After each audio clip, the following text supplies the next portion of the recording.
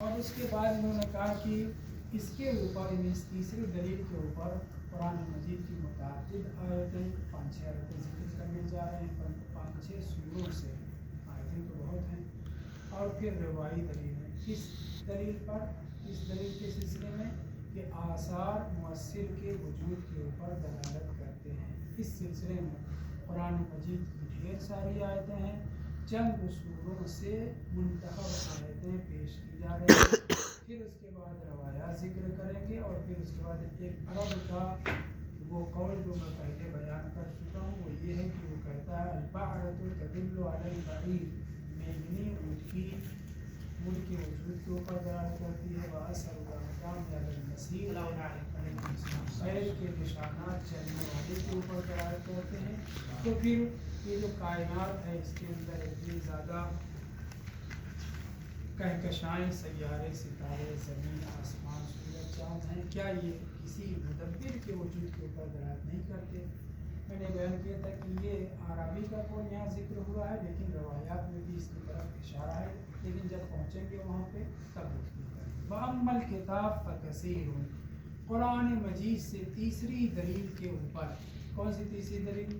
کہ خدا کے وجود کے اوپر آثار دلالت کرتے ہیں مؤثر کے اوپر، قدم کے نشانات دلالت کرتے ہیں چلنے والے کے اوپر۔ تو اسی طریقے سے یہ کائنات کی ساری چیزیں کیا اس کے خالق اور مالک کے اوپر دلالت نہیں کرتی؟ اس سلسلے میں قرآن مجید کی چند آیتیں پیش کر رہے ہیں۔ منہا قولہ تعالیٰ فی سورۃ البقرہ، سورہ بقرہ کی ایک آیت پیش کی جا رہی ہے، اور تفسیر میں جائیں گے تو کافی بحثیں ہیں، کافی باتیں ہیں، لیکن چونکہ یہ صرف دونوں نے نمونہ ذکر کریں، یہ آیتیں جو ہم پیش کرنے جا رہے ہیں چند سوروں سے خدا کے وجود کے اوپر دلالت کرنے والی ہیں۔ منہا قولہ تعالیٰ ان فی خلق السماوات والارض واختلاف اللیل والنہار والفلک التی تجری فی البحر بما ينفع الناس وما انزل اللہ من السماء من ماء فأحیا به الارض بعد موتها وبث فیہا من کل دابۃ وتصریف الرياح والسحاب المسخر بین السماء والارض لآیات لقوم یعقلون۔ اتنی بڑی آیت، اس میں جو موٹی بات کہی جا رہی ہے کہ کائنات کی ہر چیز عقل مندوں کے لیے اس بات کی دلیل ہے کہ ان کا کوئی نہ کوئی خالق ہے، کوئی نہ کوئی پیدا کرنے والا ہے۔ اس آیت میں بہت سی باتیں تفسیروں میں بیان ہوئی ہیں، لیکن میں بس اشارہ کرتے ہوئے چلوں گا۔ آسمانوں جمع کا صیغہ استعمال ہوا ہے، ہم آسمان سے صرف یہ فضا نہ سمجھیں، یہ وہ آسمان نہ سمجھیں، بلکہ یہ 7 آسمان ہیں، کتنے کتنے فاصلے پر، کتنے سال، ایک سیکنڈ میں لائٹ 3 لاکھ کلومیٹر تک پہنچتی ہے نا، جو نوری سال میں بنتا ہے، کوئی تصور ہی نہیں، ہمارے تصور سے باہر ہے۔ تو یہ آسمانوں کی خلقت اور زمین کی خلقت میں نشانی ہے۔ لا آیات، لام تاکید کے ساتھ، نشانیاں ہیں، علامت ہے، کس کے لیے؟ لقوم یعقلون، جو صاحبان عقل و خرد ہیں، جو اپنے سوجھ بوجھ اور شعور کو استعمال کرتے ہیں۔ تو آسمانوں کی خلقت میں، علیکم السلام، زمین کی خلقت میں، واختلاف اللیل والنہار، اور دن اور رات کی کے اختلاف، اختلاف سے مراد کیا ہے؟ آمد و رفت، مختلف الملائکہ علیہ، کیوں کہتے ہیں؟ کیونکہ ملائکہ کی اس گھر میں آمد و رفت ہے۔ تو اختلاف سے مراد اردو والا اختلاف نہیں، بلکہ آمد و رفت مراد ہے۔ تو سورج اور چاند کے ظہور پذیر ہونے سے دن اور رات کا وجود ہے، اور یہ دن اور رات کی آمد بھی خود انہی سے متعلق کی گئی، اس میں بھی تفسیر میں معنی کیے گئے ہیں، انشاءاللہ کبھی اور۔ والفلک التی تجری فی البحر، فلک کے معنی کیا ہے؟ کشتی کے، اس کا مفرد نہیں ہے، اس کا مفرد اور جمع ایک ہی ہے، فلک معنی کشتی، فلک معنی کشتیاں۔ تو یہاں پہ مؤنث کا صیغہ استعمال ہوا ہے، جس سے یہ پتہ چل رہا ہے کہ کشتی عربی زبان میں مؤنث ہے، جیسے کہ والفلک التی تجری فی البحر، اور جو سمندروں میں کشتیاں چلتی ہیں، بما ینفع الناس، جس سے لوگ فائدہ اٹھاتے ہیں، یا جن سے لوگوں کو فائدہ پہنچتا ہے۔ وما انزل اللہ، یہ ابھی سب مبتدا چل رہا ہے، ان فی الاخر، البتہ مبتدائے خبر مقدم کہہ لیجیے، لا آیات اس کے خبر ہے یا انا کا اسم معنی ہے۔ وما انزل اللہ من السماء من ماء، اور آسمان سے بلندی سے علیکم السلام جو اللہ نے پانی نازل کیا۔ یہاں پہ سما سے مراد آسمان نہیں ہے، سما سے مراد کیا ہے؟ بلندی۔ بلندی سے آسمان کی معنی میں بھی ہوتا ہے اور سمو اور علو اور بلندی کے معنی میں بھی۔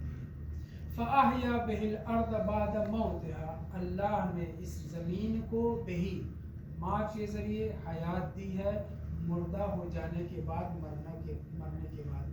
پتجھڑ کا موسم، خزاں کا موسم زمین کی موت کا زمانہ ہے، اور جب ہریالی چھا جاتی ہے، بارش ہوتی ہے اور بہار کا موسم آتا ہے تو زمین کی حیات کا زمانہ ہے۔ لیکن یہ ظاہری معنی، یہ ظاہری تفسیر ہے۔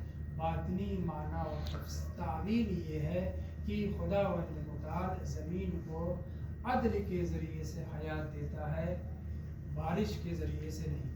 اور عدل کے ذریعے سے حیات دینے کا مطلب یہ کہ اگر عدل و انصاف سے کام لیا جائے تو زمین پر فساد نہ برپا ہونے کی وجہ سے، عدل و انصاف قائم ہونے کی وجہ سے 40 دن مسلسل بارش ہو کر کے جو ہریالی پیدا ہوتی ہے، پورا شہر، پورا علاقہ ہرا بھرا ہو جاتا ہے، اس سے کہیں زیادہ ایک وقت کی عدالت اور ایک حکم جو ہے برحق طریقے سے فیصلہ ہونا ہے۔ روایات میں اس حد تک عدل و انصاف کی اہمیت کے اوپر زور دیا گیا ہے کہ اس حیات زمین اور حیات اور موت زمین سے مراد ظاہری طور پہ بھی ہے کہ بارش آتی ہے، ہریالی چھا جاتی ہے، بارش ہونے کے بعد مردہ زمینیں زندہ ہو جاتی ہیں، یہ بھی ہے، لیکن اس سے کہیں زیادہ بارش سے مراد یہاں پہ عدل و انصاف ہے، جو امام زمان علیہ السلام اس زمین کو ظلم و ستم کی خزاں کے بعد عدل و انصاف کی بارش سے بھر دیں گے۔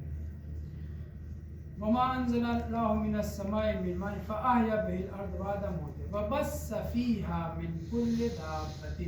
بس نشر کے معنی یہ بھی ہے، قنوات کے لیے استعمال کا بس فنا نشر کی ہے، یہاں پہ مراد وہی مفہوم میں ہے۔ بس فیہا زمین کے اندر، من کل دابۃ ہر قسم کے چوپائے، رینگنے والے، دابہ کہتے ہیں رینگنے والے کو، چلنے والے کو، مراد حیوانات ہیں، پرند چرند درند وغیرہ ہیں۔ وہ تصریف الریاح ہے، اور جو ہوائیں چلتی ہیں، ریح کی جمع یہاں پہ ریاح، والسحاب اور بادل، المسخر بین السماء والارض، جسے کیا کیا گیا ہے؟ چلایا گیا ہے، مسخر ہے زمین اور آسمان کے درمیان۔ ان سب میں، ان فی اختلاف اللیل سے لے کر کے یہاں تک جو گفتگو ہوئی ہے، لآیات لقوم یعقلون، صاحبان عقل و لوگوں کے لیے نشانیاں ہیں، ایک نشانی نہیں، نشانیاں ہیں۔ فارسی کا مقولہ شعر آپ کے سامنے پڑھا جا چکا ہے کہ ہر پتا اللہ کے وجود اور اس کی وحدانیت کا کلمہ پڑھ رہا ہے، اسی طرح سے کائنات کی ہر چیز، ایک ایک ذرہ وجود خدا کے اوپر دلالت کرتا ہے۔ اور اس آیت کو سورہ بقرہ کی جو پیش کیا گیا ہے، اسی دلیل کے طور پر کیا تھی عبارت؟ بدلالت الآثار علی المؤثر، کیسے ہر قسم کے آثار مؤثر کے اوپر دلالت کرتے ہیں۔ کوئی پینٹنگ، کوئی چیز آپ نے دیکھا، آپ اس سے یہ اندازہ کر سکتے ہیں کہ اس کا کوئی نہ کوئی بنانے والا ہے۔ ایسے ہی یہاں پہ بھی آیت میں یہ کہا جا رہا ہے کہ جتنی چیزیں ہیں یہ سب کے سب دلالت کرتی ہیں اللہ کے وجود کے اوپر۔ اس آیت میں بہت بحث ہے، انشاءاللہ کبھی اور چلیں دوسری آیت پڑھتے ہیں۔ وَمِنْهَا قَوْلُهُ تَعَالَى فِي سُورَةِ الْأَنْعَامِ، اب دوسرا سورہ، اس میں بھی اللہ کے وجود کے اوپر اور اللہ کے وحدانیت کے اوپر ہمارے گفتگو کا محور یاد رہے کہ اللہ کی وجود، اس بات ثان ہے، اس کی وحدانیت اور اس کے صفات کے اوپر گفتگو چاہیے۔ ان اللہ خالق الحب والنوى، بلا شبہ اللہ عز و جل پھاڑنے والا ہے، پھیلانے والا ہے۔ کوئی چیز سمٹی ہوئی ہو اس کو پھیلانا، اس کے لیے فلق اور شق کا لفظ عربی میں استعمال ہوا ہے۔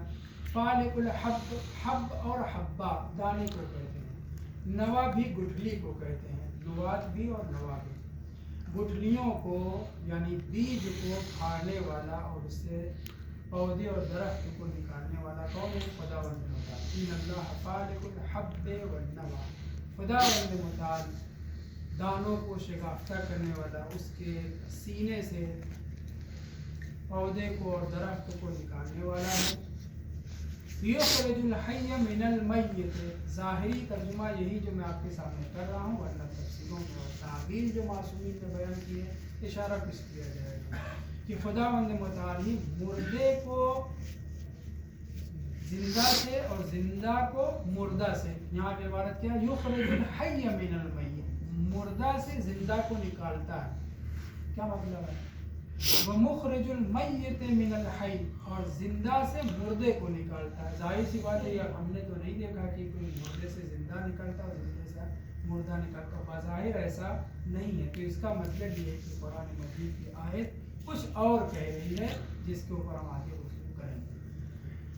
मुखरिजुल मय्यित मिनल हय्य ज़ालिकुमुल्लाहु फअन्ना तुफ़कून, तुम कहाँ भागे चले जा रहे हो? इधर इसके उसके चक्कर में उसको खुदा मानना, उसको खुदा मानना, उसको भगवान मानना, उसको परमेश्वर मानना, उसको ईश्वर मान रहे हो, कहाँ चले जा रहे हो? ज़ालिकुमुल्लाह, ये है अल्लाह जो मुर्दा से जिंदा, जिंदा से मुर्दा निकालता है, और जो दाने को शिगाफ्ता करने वाला, और बीज से पूरा पूरा दरख्त,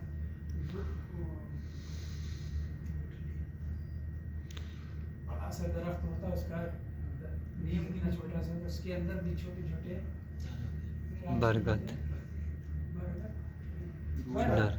कितना छोटा उसका बीज होता है, उस बीज के अंदर भी छोटे छोटे बीज होते हैं, उस पौधे के अंदर भी, और उससे इतने बड़े बड़े दरख्त को खुदावंद मुताल निकालता है। इस सिलसिले में हमारी तफसीरों में और भी रवायतों में ये वारिद हुआ है कि यहाँ जिंदा और मुर्दा से मुराद ये है, जिंदा यानी मोमिन, मुर्दा यानी काफिर। काफिर से मोमिन पैदा होता है और मोमिन से काफिर पैदा होता है। अल्लाह निकालता है तीनत से, एक की तीनत से दूसरे को, दूसरे की तीनत से पहले को। मुराद ये है कि इन्नल्लाह फालिकुल हब्बे वन्नवा, अल्लाह अज़्ज़ा व जल है जो दानों को शिगाफ्ता करने वाला, बीज को फाड़ करके उससे पैदा करने वाला है दरख्तों को। युखरिजुल हय्या यानी साहिबान ईमान के को बाहर निकालता है, किसकी सूरत से? काफिर की सूरत से। कितना ऐसा होता है। अब हम अपने यहाँ का सादात की बात नहीं हो रही, गैर सादात की बात हो रही है कि हम अपने यहाँ देखें, हमारे आबा व अजदाद पता नहीं कौन से मज़हब से ताल्लुक़ रखते थे, अल्लाह ने हमें उनके शिकम से, उनके असलाब से, उनके अरहम से बाहर निकाला। यहाँ पे रवायात में साफ लफ्ज़ों में कहा गया है कि यहाँ पे जिंदा से मुराद साहिबान ईमान है, और मुर्दा से ईमान साहिबान कुफ्र शिर्क। उसके बाद ये भी कि सिर्फ यहीं तक बात नहीं है, काफिर से मोमिन और मोमिन से काफिर, ये क्या है? वो मुखरिजुल क्या है बात? वो मुखरिजुल मय्यित मिनल हय्य, जिंदा से मुर्दे को निकालने वाला खुदावंद मुताल। तो जिंदा से मुराद मोमिन है, उससे मुर्दा को निकालने वाला मतलब मुर्दा नहीं, जानदार मुर्दा, जानदार मुर्दा। चूँकि कुफ्र क्या है? मौत है, ईमान क्या है? हयात है, इसलिए यहाँ पर मौत और हयात के बजाय और साहिब हयात और साहिब मौत के बजाय इन कलिमात को इस्तेमाल करके इस्तिआरा और किनाया और मुराद क्या है? मोमिनीन और काफिरीन। इस सिलसिले में एक रवायत सुनिए जो अमीरुल मोमिनीन अलैहिस्सलाम के खुतबे में अपने ऊपर अल्लाह की इनायात का तज़किरा करते हैं। अपने ऊपर पैगम्बर इस्लाम ने फरमाया, अली अल्लाह ने आपको ऐसी ऐसी खुसूसियतें, खूबियाँ अता की हैं, सिफ़ात अता की, मुझे भी नहीं हासिल है। जैसी ज़ौजा आपको सिद्दीक़ा ताहिरा मिली, मुझे भी ऐसी ज़ौजा नहीं मिली। इलाफ़ वो रवायत आप बराबर सुनते पढ़ते रहते हैं।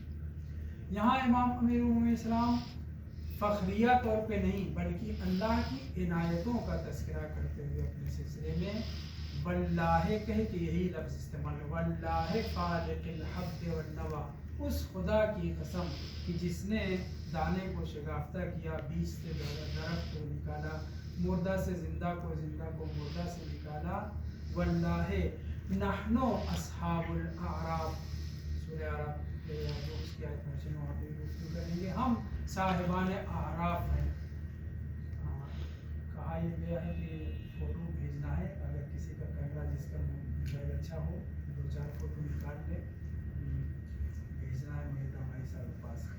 مجھے یاد نہیں رہے گا اس لیے بیچ میں کیمرہ. جی تو امام امیر المومنین علیہ السلام کیا کہتے ہیں؟ واللہ فالق الحب والنوا, اس خدا کی قسم, صرف میرا نہیں آپ سب کا, اس خدا کی قسم جس نے دانے کو شگافتہ کیا, بیج کو معمولی سے بیج سے بڑے بڑے درخت کو نکالا ہے, پودوں کو نکالا ہے.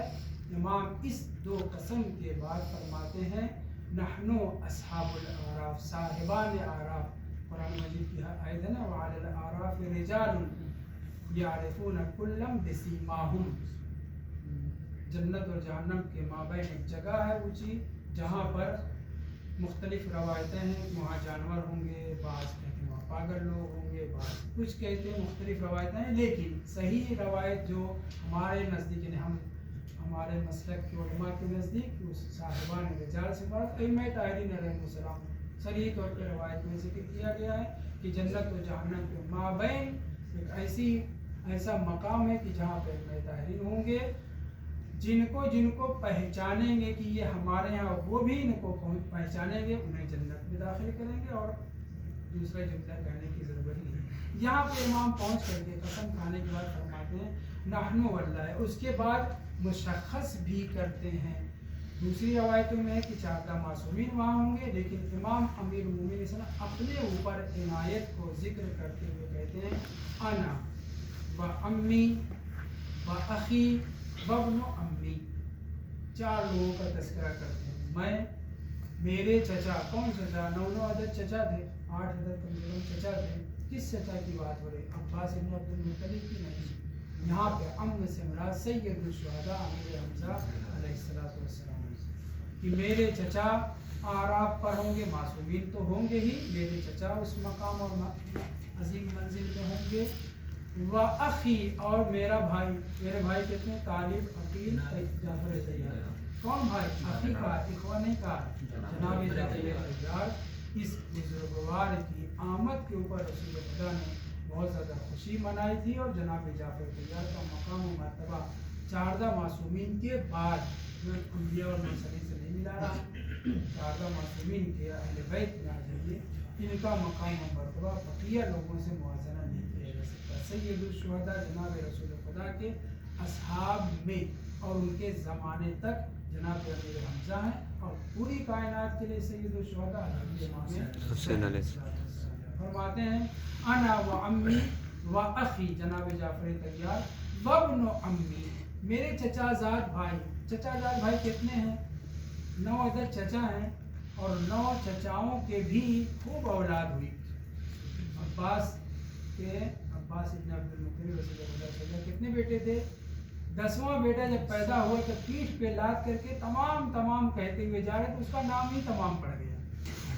تمام بن عباس, تمام میں تمام 10واں بیٹا تھا. ایک چچا کے 10 بیٹے, عبداللہ, عبید اللہ, فاضل, قسم, یہ سب جتنے ہیں یہ سب کیا ہیں؟ جناب عباس کے بیٹے تھے, عباس بن عبد المطلب. اسی طریقے سے زبیر, حارث, کئی بھائی تھے نا حضرت ابو طالب کے, ماں کی طرف سے اور باپ کی طرف سے. جناب عبد المطلب کی 2 اولاد ہیں, عبداللہ اور ابو طالب. بقیہ کیا ہیں؟ دوسری ماں سے.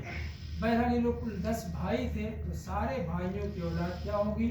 حضرت امیر المومنین علیہ السلام کے چچا زاد ہوں گے. تو یہ کس چچا زاد کی بات ہو رہی ہے؟ بس ایک چچا زاد ہے, وہ کہ جو جناب امیر المومنین کے ساتھ اور جناب امیر حمزہ کے ساتھ میدان میں آئے تھے جنگ کرنے کے لیے. کون؟ عبیدہ ابن حارث بن عبد المطلب, جن کی ٹانگ کٹ گئی تھی اور بعد میں اسی جنگ میں وہ شہید جو ہوئے. سن رسیدہ تھے, کافی عمر ہو چکی تھی. جناب امیر حمزہ کی تقریباً اپنے چچا کے مانی لوگ ان کی عمر تھی, مجھے سب یاد نہیں کہ 80 یا کچھ, اس لیے بہت ہی بہادر تھے, لیکن اس جنگ میں شہید ہوئے.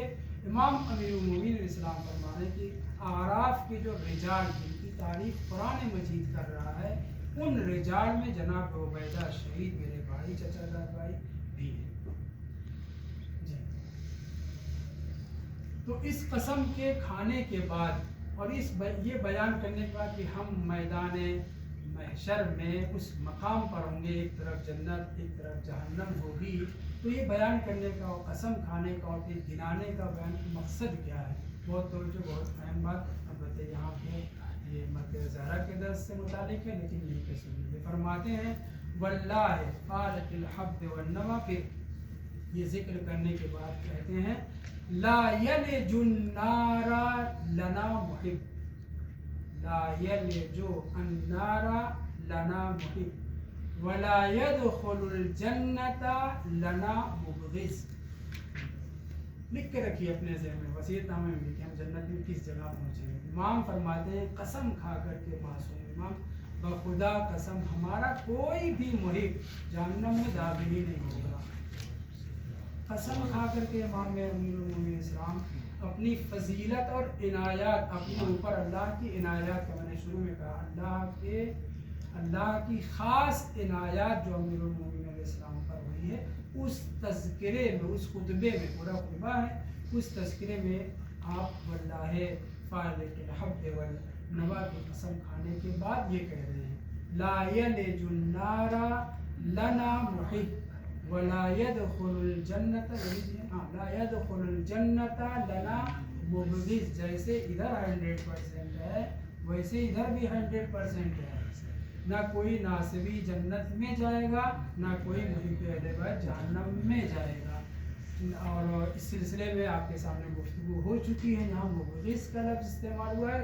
بغض و کینہ رکھنے والا اظہار کرے یا نہ کرے، اگر اہل بیت سے بغض و کینہ رکھنے والا ہے تو وہ جنت میں داخل نہیں ہو سکتا. امام معصوم قسم کھا کر کے ارشاد فرما رہے ہیں. اور ناسک کی جہاں پہ بات آئی تھی میں نے وہاں بیان کیا تھا کہ اگر سارے ملائکہ، سارے انبیاء اور مرسلین سب گڑ گڑا کر کے رو کر کے خدا کی بارگاہ میں کسی ایک ناصبی کے جنت میں داخل ہونے کی سفارش اور شفاعت کریں، کیا لفظ استعمال کروں گا، پارٹی بازی کریں، پورا سورس لگا دیں، خدا وند مطلب کسی ایک بھی دشمن اہل بیت کو جو دشمنی اہل بیت کا اعلان کر چکا ہے، اظہار کرتا ہے، اسے خدا وند مطلب جنت میں داخل نہیں کرے گا. سفارش کسی کی بھی نہیں چلے گی.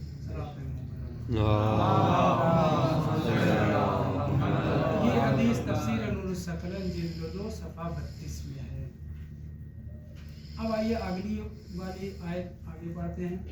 فالق الاصباح فلک یفلق، ہم نے اس سے پہلے فالق الحب والنوى شق یعنی کاٹنا، سمٹی ہوئی چیز کو پھیلانا. فالق الاصباح، اصباح تو باب افعال کا مصدر ہے، صبح کو تھوڑی ہے. فالق الاصباح صبح، اصباح کو کھولنے والا. لغت تفسیر میں بھی ہے، لغت کی کتابوں میں بھی ہے. یہاں پہ اصباح باب افعال کا مصدر نہیں ہے بلکہ صبح مراد ہے، عمود صبح مراد ہے. یہ جو صبح کی سفیدی پاؤ جو پھٹتی ہے اس کے لیے استعمال کرتے ہیں. فالق الاصباح خداوند متعال صبح کو کھولنے والا، اس کی پاؤ کو پھاڑنے والا، دوسرے لفظوں میں صبح کا نمودار کرنے والا ہے. وجعل اللیل سکنا، اس جعل اللیل سکنا میں واضح سی بات ہے کہ رات کیا ہے، سکون کے لیے ہے. ہم آپ تو آدھی رات تک جاگتے رہتے ہیں، لیکن امام امیر المومنین السلام نے فرمایا ہے روِ ظہرک، اپنی پیٹھ کو آرام دو. اول شب میں یعنی سونے کا جو حکم ہے، میں بھی اس میں مبتلا ہوں، پہلے میں اپنے کو کہہ رہا ہوں، ہمیں جو حکم ہے معصومین کی طرف سے وہ اول شب میں سونے کا. سکن جو ہے رات جو پرسکون انسان کے جسم کو، روح و جان کو پرسکون بناتی ہے، وہ اوائل شب. وہاں پہ ایک فقرہ ہے روِ ظہرک، اپنی پیٹھ کو آرام دو اول شب میں، ابتدائی شب میں جو ہے سننے کا حکم ہے. مطلب یہ نہیں ہے کہ جو ہے نماز صبح، نماز مغرب کے بعد ہی سو جائیں، یہ مراد نہیں ہے، مطلب جلدی سونے کا حکم ہے. وہاں اس آیت کے ذیل میں ڈھیر ساری روایتیں ہیں. ان میں سے ایک روایت کہ تزوجوا باللیل، رات میں شادی کرو. عقد جو ہے رات میں ہونا چاہیے، شادی رات میں ہونا چاہیے. شادی کا ماحصل کم سے کم رات میں ہونا چاہیے، کیونکہ رات کیا ہے، سکن ہے. اور یہ آپ کی خانوم کیا ہے؟ سکن. لتسکنوا الیہا قرآن مجید کی آیت ہے نا. تو اس لیے معصوم کئی روایات اس سلسلے میں موجود ہے کہ یہ کام ہونا چاہیے. والشمس والقمر حسبانا، حسبان پہ آ جائیے. سورج اور چاند کو اللہ نے حسبان قرار دیا ہے. حسبان شہبان کے وزن پر ہے، شہاب کی جمع شہبان، اسی طرح سے حساب کی جمع حسبان ہے. یعنی حساب کرنے کا وسیلہ، اعلیٰ ذریعہ. ہم آپ کیلکولیٹر سے حساب کرتے ہیں اپنی گنتیوں کا، خداوند نے متعلق حساب کرنے کا کیلکولیٹر بڑا بڑا ہے، سورج اور چاند. یہ مراد ہے یہی مراد، لیکن اللہ کے لیے نہیں، وہ ہم آپ کے لیے. سورج اور چاند کو اللہ نے دن رات سال مہینہ ان سب کے لیے کیا قرار دیا ہے؟ حساب کرنے کی چیز قرار دیا. ظاہر ہے کہ سورج اور چاند سے دن اور رات پیدا ہوتے ہیں، دن اور رات سے اسبوع یعنی ہفتہ بنتا ہے، اسی سے مہینہ بنتا ہے، اسی سے سال بنتے ہیں. تو اس لیے حسبان کا لفظ یہاں پہ استعمال کیا گیا. یہ سورج اور چاند حساب کا باعث ہے. اور بھی آیتوں میں سورہ رحمان میں بھی اس طرح کا کلمہ استعمال ہوا ہے، دوسرے سوروں میں بھی. ذالک تقدیر العزیز العلیم. یہ سیٹنگ، یہ نظام، یہ جو مرتب ہے سورج چاند کا آنا جانا زمین، یہ سب اللہ کا مقدر کردہ ہے. ایک ملی میٹر ایک سینٹی میٹر کی سورج اپنے مدار سے ادھر ادھر نہیں ہوتا، چاند اپنے مدار سے، اور کہکشاں اپنے مدار سے ادھر ادھر نہیں ہوتی. اگلی آیت یہ چونکہ وہاں پہ اوپر کہہ دیا نا فی سورۃ الانعام، تو یہ جو جتنی آیتیں پڑھی جا رہی ہیں یہ سب اسی سورے کی ہیں، الگ الگ آیتیں ہیں. اگلی آیت وَهُوَ الَّذِي جَعَلَ لَكُمُ النُّجُومَ. اللہ نے تمہارے لیے ستاروں کو قرار دیا ہے، جعل کیا ہے، مسخر کیا. کس لیے؟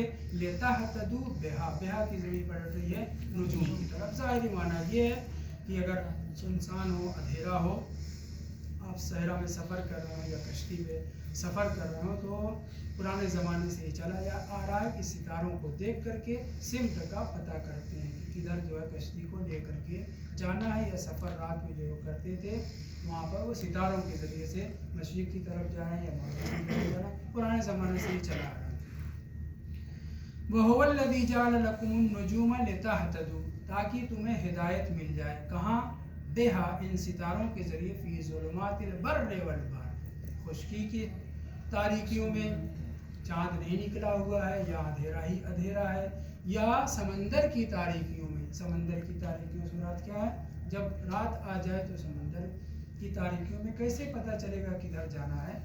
تو قرآن کہہ رہا کہ ہم نے نجوم کو تمہاری ہدایت کے لیے، تمہاری رہنمائی کے لیے قرار دیا ہے. یہ ہے ظاہری معنی. تفاسیر میں کیا کہا گیا ہے کہ نجوم سے مراد ائمہ طاہرین علیہ السلام ہے. ایک کوکب، ایک ستارہ اگر ڈوبتا ہے تو دوسرا ستارہ اس کی جگہ پر نمودار ہوتا ہے، اور یہ سلسلہ قیامت تک باقی رہے گا. تو نجوم سے مراد ائمہ طاہرین علیہ السلام ہے. اور ظلمت خشکوتر بر و بحر سے مراد چاہے آپ کسی علاقے میں رہیں، کسی جگہ پہ رہیں، چاہے خشکی میں، چاہے تری میں، آسمان کی بلندیوں میں، زمین پر کسی بھی جگہ رہیں، ہدایت یافتہ ہونے کے لیے اللہ نے ستاروں کو جو قرار دیا ہے وہ ائمہ طاہرین علیہ السلام ہے.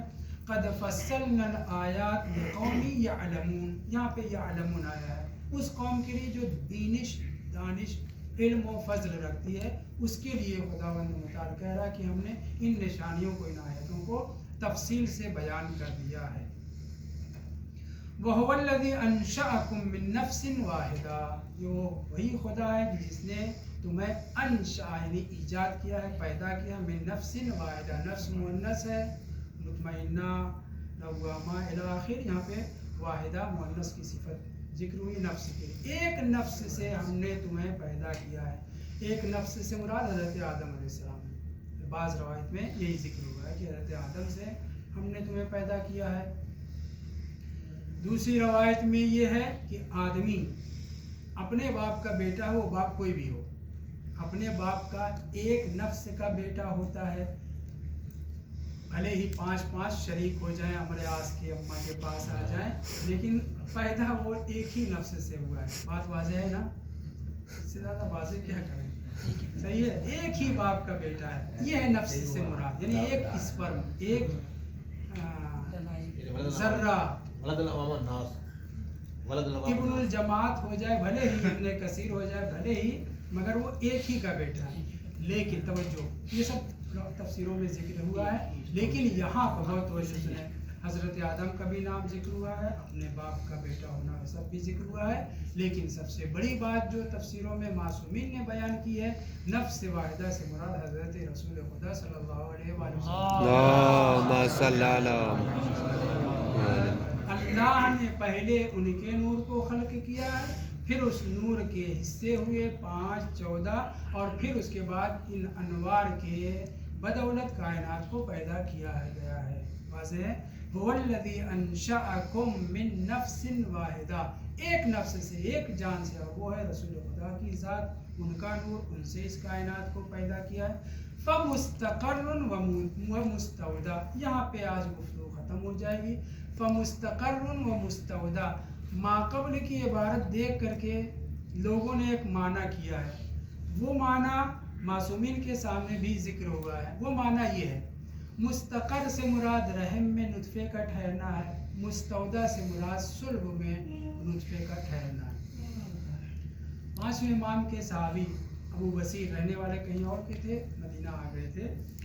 ایک روز انہوں نے اسی آیت کے سلسلے میں جناب امام باقر علیہ السلام سے سوال کیا کہ مولا، یہ جو آیت میں کہا جا رہا ہے هو الذی انشأکم من نفس واحدہ، ایک جان سے ہم نے تمہیں پیدا کیا ہے، ایک جان حضرت آدم علیہ السلام میں مشہور ہے، اور ہماری تفسیروں میں ایک جان سے مراد جناب رسول خدا صلی اللہ علیہ وآلہ وسلم، جن کی بدولت اور جن کے اہل بیت کی بدولت یہ پوری دنیا سجائی گئی. واضح ہے نا؟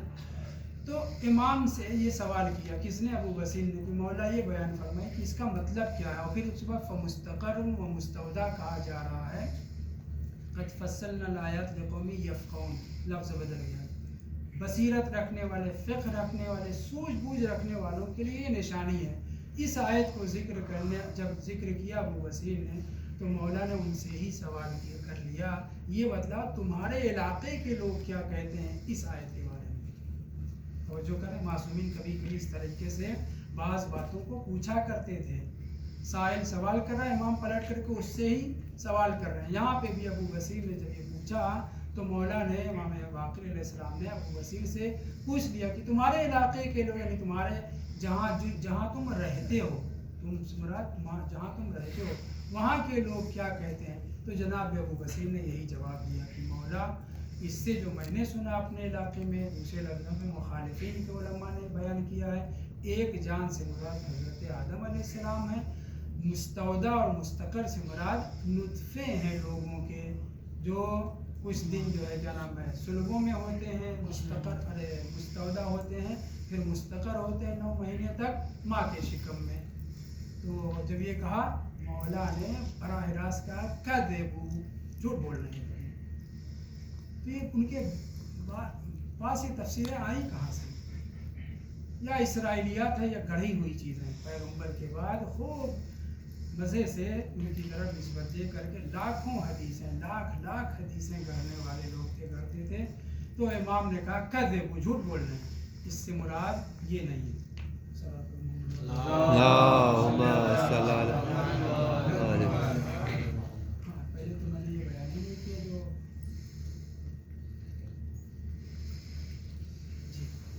تو یہاں پہ جب پہنچے تو امام نے پہلے وضاحت فرمائی. مولانا نے جواب میں فرمایا وہ لوگ جھوٹ بولتے ہیں.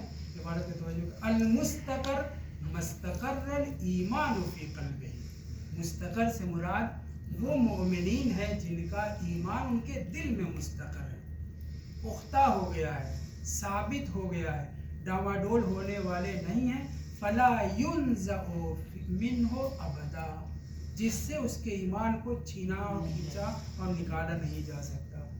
مومنین کی بات ہو رہی ہے، दोनों मोमिनीन की बात हो रही है, लेकिन इमाम बाक़िर इस्लाम और सिर्फ इमाम बाक़िर इस्लाम का बयान नहीं है, और भी इमामों से है। मैं पहले चूँकि इसका तज़किरा कर चुका हूँ मुस्तक़र और मुस्तौदा का मिकारुल मकारिम के बहस में, लिहाजा मैं नहीं चाहता तफसील इस पर दूँ। जो यहाँ पे इबारत लिख कर के लाए वो सुनिए। अल मुस्तक़र मस्तक़र्रर ईमान फ़ी क़ल्बिही फ़ला युनज़अु मिन्हु अबदा। वो मोमिन जिसके दिल में ईमान साबित और पायदार हो चुका, ला युनज़अु छीना नहीं जा सकता, मिन्हु अबदा कभी भी, वो है मुस्तक़र से मुराद।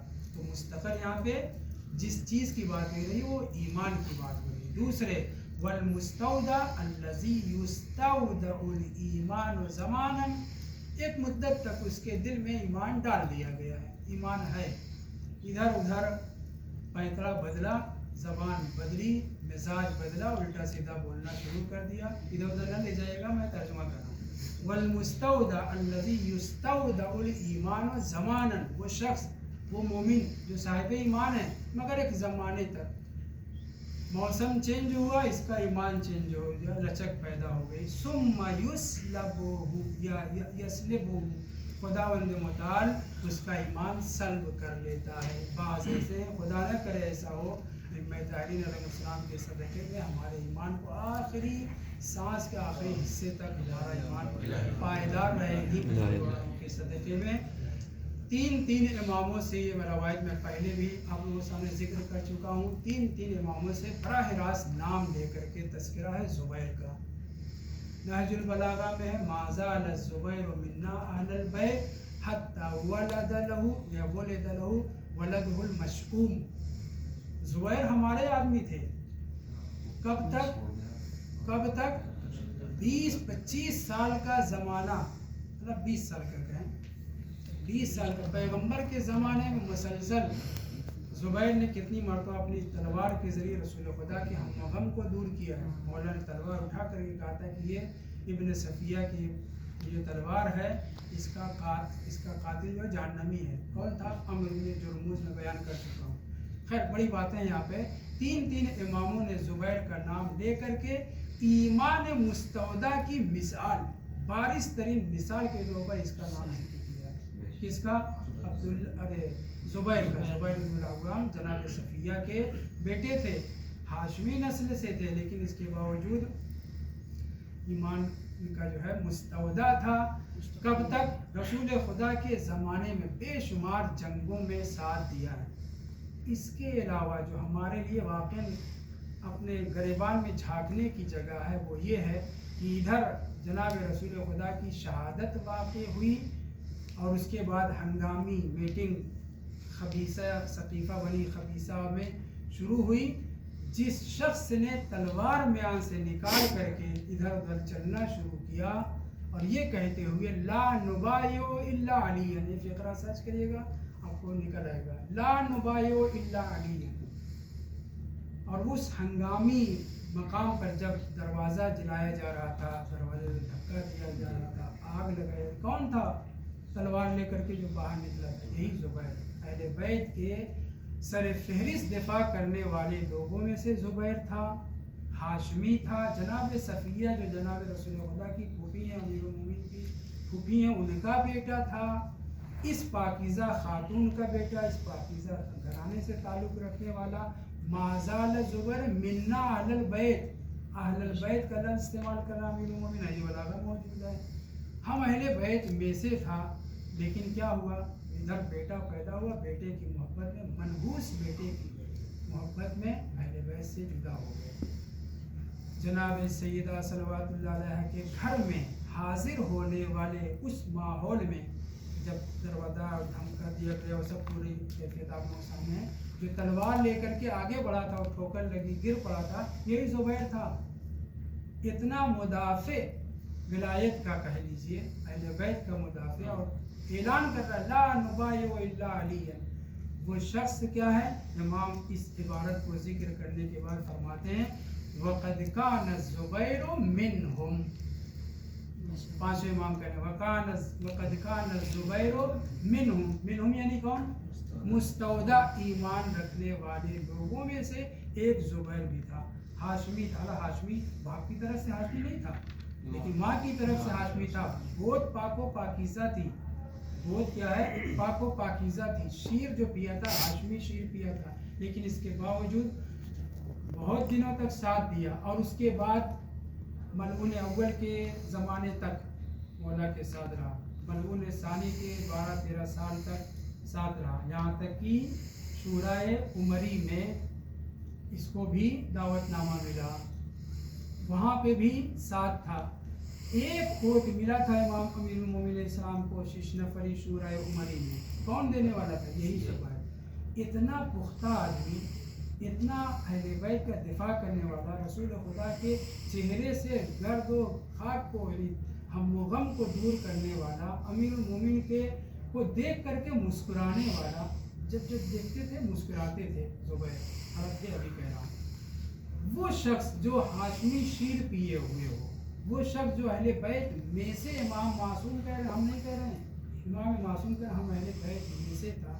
ایسا بھی ہوتا ہے کہ ایمان ڈاواڈول ہو جائے. لہٰذا یہ دعا ضرور ہم کریں، اللہم اجعل عواقب امورنا خیر. خدایا سب چھین لے. میں اپنی بات کر رہا ہوں، آپ لوگ جو دل سے راضی ہیں ان کے لیے سب چھین لے، جو بھی نعمتیں ہیں، لیکن ہمارا ایمان مرتم تک ہم سے نہ چھین. توجہ کریں. ایک فقرہ امام امیر المومنین کا پڑھا، ایک فقرہ وقد کان الزبیر منہم مستودع ایمان. پائیدار نہیں ہوا تھا، تھے اہل بیت کے چاہنے والے، دفاع کرنے والے، جنگوں میں لڑنے والے وغیرہ وغیرہ، لیکن آخرکار چلے گئے. دوسرا فقرہ اور جو امام صادق علیہ السلام نے بیان کیا ہے سعید بن ابی اسبغ سے، انہوں نے کہا یہی آیت کے ذیل میں قد یکون مستودع الایمان، مستودع فی الصلب اور مستودع فی الرحم کا تو امام نے انکار کر دیا. پانچویں امام نے کہا کیسے ہوا، لیکن چھٹے امام کی روایت میں اس کا تذکرہ ہے، جس سے پتہ چل رہا ہے کہ وہ لوگ اسی کے اوپر ثابت تھے، اسی ایک مطلب کو نکالتے تھے. چھٹے امام فرماتے ہیں کہ وقت یستودع الایمان، کبھی کبھی ایمان بھی ودیعت کے طور پہ، امانت کے طور پر ہوتا ہے. ثم ینزع منہ، پھر چھین لیا جاتا ہے. اب اس کے بعد چھٹے امام کی عبارت سنیے، وَلَقَدْ مَشَى الزُّبَيْرُ، بہت عبارت پہ غور کریے، وَلَقَدْ مَشَى الزُّبَيْرُ فِي ضَوْءِ الْإِيمَانِ وَنُورِهِ. بہت بڑی بات ہے. وَلَقَدْ مَشَى، مشی کرنا، وَلَقَدْ مَشَى الزُّبَيْرُ فِي ضَوْءِ الْإِيمَانِ وَنُورِهِ، نور ایمان کی راہ پر، تابانی عقیدہ اور عقیدت میں چل رہے تھے. قد مشا، کب تک مشا؟ رسول خدا کے زمانے تک، ملعون اول کے زمانے تک، ملعون ثانی کے زمانے تک، یہاں تک کہ تیسرا کتا بھی مارا گیا اور اس کے بعد پائتڑا بدل گیا. 25 سال تک یہ، اور امیر رسول خدا کے زمانے میں کتنے سال تک اہل بیت کا دفاع کرنے میں سر فہرست صف اول کا آدمی امام کے خلاف آ کر کے جنگ کرنے کے لیے آمادہ ہو گئے. توجہ کریں چھٹے امام کیا فرمایا، وَلَقَدْ مَشَى، عبارت واقعی دل ہلا دینے والی، وَلَقَدْ مَشَى الزُّبَيْرُ فِي ضَوْءِ الْإِيمَانِ وَنُورِهِ، نور ایمان، ضوء ایمان میں چلنے والا زبیر، حتی ہین قبض رسول اللہ صلی اللہ علیہ وآلہ وسلم، اس وقت بھی جب رسول خدا اس دنیا سے رخصت ہوئے، حتی مشى بالسیف وهو یقول، تلوار لے کر کے رسول خدا کی شہادت کے بعد چل رہے تھے، ہم کسی کی بیعت نہیں کریں گے، ہم کسی کی بیعت نہیں کریں گے، اگر بیعت کریں گے تو کس کی؟ امیر المومنین علیہ السلام کی. چھٹے امام کہاں پہ بیان فرما رہے ہیں؟ مستودع الوقت یکون مستودع الایمان، کبھی کبھی انسان مستودع الایمان ہوتا ہے. پھر یہ بیان کیا ہے عبارت، اس کا مطلب کیا ہے؟ امام اسی مستودع کی وضاحت کر رہے ہیں. تو ہم آپ کو بھی بہت ڈرنا چاہیے. صحیح ہے گریہ کرتے ہیں، زیارت کرتے ہیں، ولایت کے قائل ہیں، سب کچھ، لیکن یہ آدمی بھی دفاع امیر المومنین کر چکا ہے، دفاع رسول خدا کر چکا ہے، دفاع جناب سیدنا صلوات اللہ علیہ کر چکا ہے. ٹھوکر کھا کے گرا تھا، تلوار چھین لی گئی تھی، توڑ دی گئی تھی، یہ سب بھی ہوا ہے. اور اس کے بعد مسلسل مولا کو دیکھ کر کے مسکراتا تھا، لیکن آخر میں کیا ہوا؟ حجت خدا امام زمان علیہ السلام کے اپنے زمانے کے امام کے سامنے آ گیا اور لے کر کے آخر کار جو ہے مستودع ایمان، یعنی چھین لیا گیا ایمان اور وہ جہنمی بن گیا. اور بھی ایک عبارت، لیکن ٹائم بہت زیادہ ہو گیا. الحمدللہ. اللهم صل على